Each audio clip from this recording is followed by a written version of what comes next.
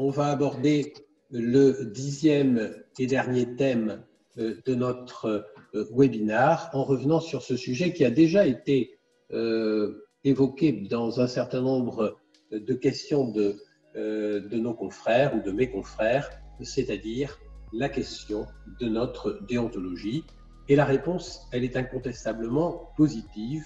Oui, il va falloir que notre déontologie évolue. Tout à l'heure, nous sommes arrêtés un instant sur le fait que désormais, le bouche à oreille et le mécanisme traditionnel, qui était le mécanisme traditionnel de choix de l'avocat, étaient sur le point d'être supplantés par d'autres manières de choisir l'avocat qui reposent toutes sur le concept de publicité. Et je voudrais un instant m'arrêter sur la délibération prise par le Conseil national le 3 avril 2020. C'est à la fois, sous un double angle, une forme d'exploit. C'est une forme d'exploit parce que pour la première fois, et en quelques jours, le Conseil national des barreaux a été capable de tenir une assemblée générale virtuelle et de prendre des décisions au cours de cette assemblée générale virtuelle. Et c'est un formidable exemple d'adaptation de nos institutions à la crise qui vient d'être traversée. Mais en même temps, choisir de voter à cette occasion un texte qui vient restreindre la capacité des avocats à faire de la publicité en expliquant que désormais on ne pourra plus faire de publicité, et notamment sur Internet, que sur 3 domaines d'activité professionnelle, et d'expliquer encore que ces domaines d'activité dominante ou d'activité professionnelle doivent reposer sur une pratique effective et habituelle, c'est probablement aller totalement à contre-courant des besoins qui sont les besoins de communication de notre profession. Un exemple tout simple, avec la condition qui est posée aujourd'hui par le texte du 3 avril 2020, aucun avocat ne peut communiquer sur la question du Covid-19, simplement parce qu'aucun d'entre nous ne peut justifier d'une pratique effective et habituelle sur ce sujet, qui est un sujet nouveau. Or, je crois qu'on en a déjà parlé tout à l'heure, croyez-vous qu'il y ait un autre thème aujourd'hui qui puisse intéresser nos clients? Alors, oui, il va falloir que nos règles de publicité évoluent et permettent de tenir compte de la place qui est aujourd'hui celle de cette communication commerciale dans l'acquisition des clients. Et puis, ça a également été traité, ou en tout cas par un certain nombre de questions, abordé par un certain nombre de questions. Oui, il va falloir, même si le Conseil national des barreaux vient de publier un guide sur la question, il va falloir se pencher à nouveau sur la relation avec les plateformes, ces plateformes bifaces qui génèrent dans leur mécanisme même une triple relation entre d'une part l'avocat et le client final, qui est une relation qui est dominée par notre déontologie, mais 2 autres relations qui sont des relations d'affaires, la relation entre la plateforme et le même client final, et puis évidemment la relation entre l'avocat et la plateforme, avec toutes ces questions qui ont été abordées et auxquelles nous n'avons pour le moment pas de réponse, qui sont la notation des avocats, le partage des honoraires, la relation économique entre une plateforme et un cabinet d'avocats. Et puis, le 3e élément sur lequel probablement notre déontologie doit intervenir, c'est la question lancinante du recours au cabinet extérieur. Une des questions, Guillaume, que tu nous as relayées, c'était la question de savoir à quel rythme il fallait digitaliser. Et il y avait probablement une 2e question derrière, c'est avec quel argent et comment. Eh bien, ce que nous sommes en train de vivre ne fait là encore qu'accentuer une tendance qui était une tendance qui se développait déjà. Notre profession a toujours été une profession fondée sur le capital humain, mais un certain nombre de facteurs, de plus en plus, font aussi de cette profession, qui restera toujours une profession fondée sur le capital humain, une profession qui a besoin de capital et se pose à ce stade la question de savoir comment et de quelle manière les avocats et les cabinets d'avocats peuvent ou pas recourir au capital et notamment, bien sûr, c'est la question des capitaux extérieurs que devra aborder la profession d'avocat sous l'angle de sa déontologie. Alexis, je ne sais plus si c'est toi qui fais la synthèse. Je préfère te laisser la faire comme tu viens de dérouler les points. Vas-y, je te laisse. Alors, écoutez, je vais juste revenir très brièvement sur les 3 points qu'on vient d'aborder. C'est les 3 enjeux que nous avons identifiés. C'est évidemment l'enjeu des règles d'existence, de leur adaptation ou de leur changement pour répondre aux besoins des clients et pour permettre aux avocats d'être effectivement visibles et lisibles. C'est également cette question de la clarification des relations avec les nouveaux acteurs du marché que sont les plateformes bifaces. Et puis, c'est évidemment la question de savoir quels sont les meilleurs moyens de permettre aux avocats d'innover et de se développer, ce qui peut nous amener à la question des capitaux extérieurs.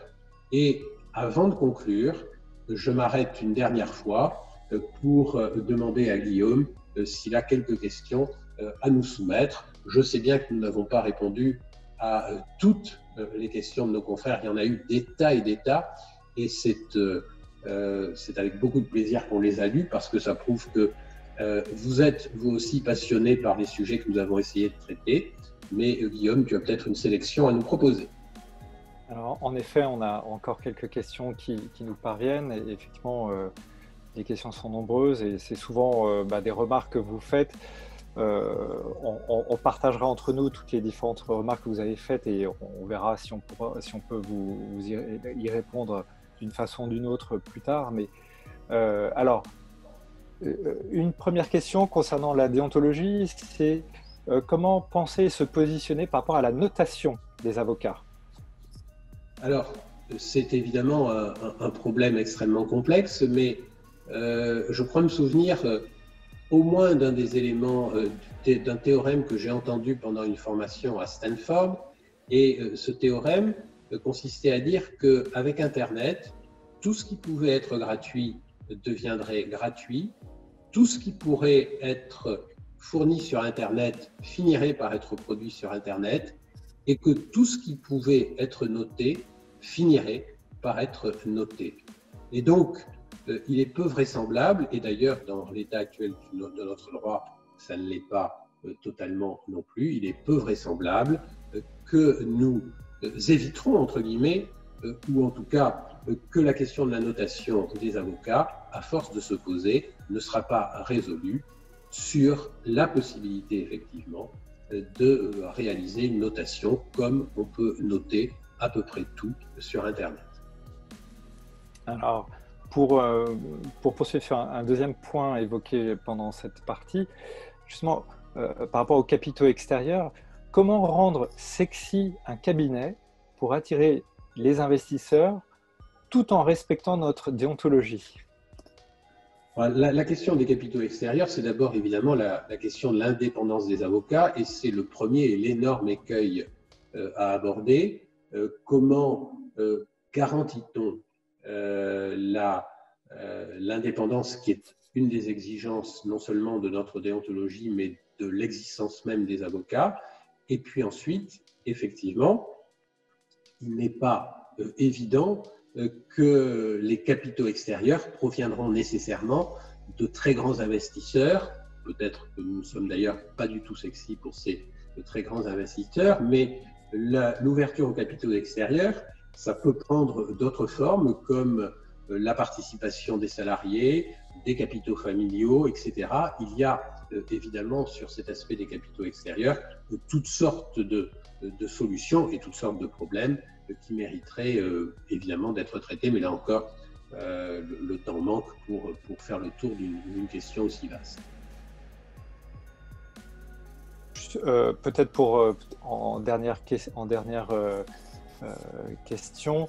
En conclusion, n'est-ce pas notre qualité d'auxiliaire de justice qui empêche ou qui freine l'évolution de la profession? Je crois qu'on a plus ou moins essayé de répondre à cette question tout à l'heure en plaçant l'effondrement du système judiciaire à la fois dans la liste des choses négatives et dans la liste des choses positives. Incontestablement, il faut que notre profession apprenne à se passer en partie, pas en totalité bien sûr, apprenne à se passer de l'activité judiciaire, ce qui signifie qu'elle doit élargir le domaine de ses interventions, comme c'est le cas d'ailleurs dans un certain nombre d'autres pays ailleurs qu'en France. Parfait. Bah, écoutez, nous avons fait le tour des questions. Je prie de bien excuser à tous ceux à qui on n'a pas pu répondre. Alors, on n'a pas pu répondre les questions. Il faut que je redonne la main pour la conclusion si tu n'y vois pas d'inconvénient. Oui, très bien. Vas-y. Et tu nous as mis ton écran. Ah, pardon Thierry, c'est que je voulais passer, excuse-moi, je voulais juste partager quelque chose d'autre. Vas-y, tu peux le mettre, excuse-moi. Je ne savais pas si tu as vu la dernière slide que j'avais ajoutée. Enfin, tu en as une à dire avant et après, il faudra que je dise un mot aussi sur quelque chose d'autre. Aucun problème, il faut simplement que je retrouve maintenant mon écran. Est-ce que je l'ai? Oui. A priori. C'est bon, on l'a, voilà, super. On l'a? Voilà. Ouais, c'est une photo qui va me servir de conclusion. C'est une photo que j'ai reçue il y a quelques jours. Elle vient de l'autre côté de l'Atlantique. Elle m'est adressée par une personne qui m'est proche et je vais vous lire le message qui accompagnait cette photo. En fait, ce n'est pas tout à fait le message qui l'accompagnait parce qu'il y a quand même le secret des correspondances. Voilà, les prestations de serment ont commencé. Bien sûr, cette année, il n'y aura pas de grande cérémonie. Nous prêtons serment un par un devant notre ordinateur. Mais il fallait s'adapter. Vous ne pourrez pas être là, mais j'ai déjà prévu quelqu'un qui me prendra en photo. Je suis impatiente de devenir enfin avocat.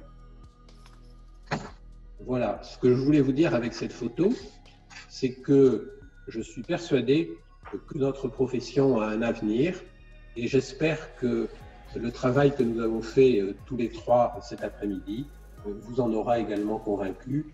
Je laisse maintenant Alexis reprendre la main. Oui, je te laisse la conclusion de la conférence, Thierry. Je voudrais juste, remercier le droit pour moi qui nous a permis de réaliser cet événement à distance. Un très grand merci pour cela. Ensuite, je voudrais également remercier Thierry qui a accepté de faire cette conférence qui j'espère en tout cas rapporter à chacun beaucoup d'intérêt. Et puis enfin, j'aimerais pouvoir vous dire, alors Thierry, je crois que si tu passes sur la slide d'après, ou juste avant, j'avais ajouté une slide, je voudrais vous dire également qu'on organise un autre webinar demain à 17h30, alors sur un thème assez différent qui est le thème de la loi Pacte.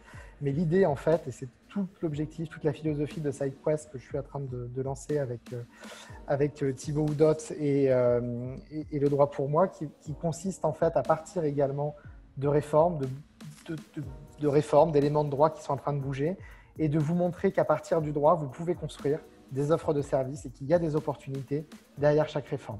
Et donc, on va essayer de vous démontrer ça demain dans un webinaire court qui sera co-animé par Pierre Berlioz, qui est professeur à l'Université de Paris 5, mais également par Maria Lancry, qui est avocate du cabinet Squire, alors je le prononce mal à chaque fois, et moi-même pour les exemples. Donc, si ce webinaire vous a plu et que vous êtes intéressé, que vous êtes avocat d'affaires, que vous vous intéressez aux enjeux de la loi Pacte et de la manière dont vous pourriez utiliser cette loi pour vos cabinets, eh bien, on vous donne également rendez-vous demain à 17h30 cette fois pour cela. Et vous pouvez vous inscrire sur sidequest.io.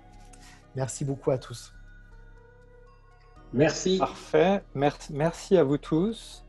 Eh bien, vous pourrez retrouver l'intégralité du webinaire sur la chaîne YouTube Le Droit pour moi en replay. Merci à vous tous et très bonne soirée.